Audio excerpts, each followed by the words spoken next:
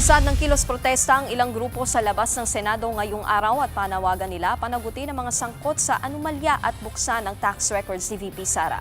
At live mula sa Pasay, may Express Report si Mobile Journal Francis Rivera. Francis, kamusta ang sitwasyon dyan?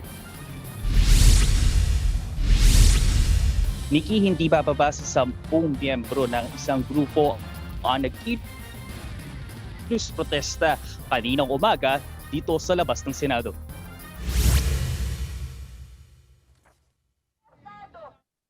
Pasado alas 8 ng umaga na magsimulang makalampag ang grupong Samahan ng Progresibong Kabataan o SPARK.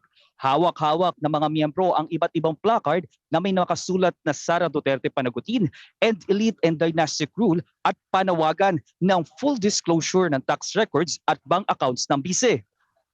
Hinihiling nila sa Senator Judges ang pag-aproba sa pagbubukas at pagsasapubliko ng financial transactions ni VP Sara. Makakatulong daw ito para sa investigasyon at impeachment trial ng bise. Kiit nila, dapat mabigyan ng linaw at panagutin ang mga nasa likod ng umano'y anomalya.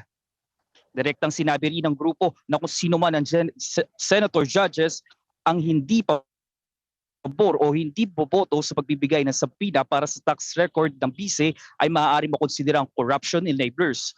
Inabot lamang ng 10 minuto ang naging programa ng grupo, matapos niyan ay payapa silang umalis sa lugar. Samantala, bagamat bukas ang magkabilang linya ng North and Southbound, nananatiling mataas pa rin ang seguridad.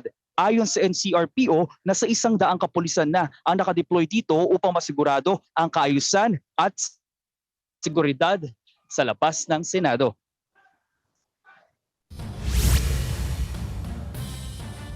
Nikki, kasalukuyan ngayon nagsasagawa ng kilos protesta ang grupong Akbayang Party List kasama ang Tindig Party List, ML Party List at ang August ang Atom, ang grupong Atom no, dito sa may labas ng Senado. Actually, hindi na sila nakalapit mismo doon sa may intersection nitong gate ng Senate dahil dito pa lang sa ating likuran, nakita nga natin na meron ng mga razor na barbed wire na nakabarikada kasama nga dito yung mga kapulisan para nga hindi na sila makalapit mismo doon sa harapan ng gate ng Senado. Nikki? Yan ang Express Report ni Francis Cervera. Mga kapatid, Nikki de Guzman po. Para sa pasada ng mga rumaratsyadang balita, mag-follow at mag-subscribe na sa social media pages ng News 5.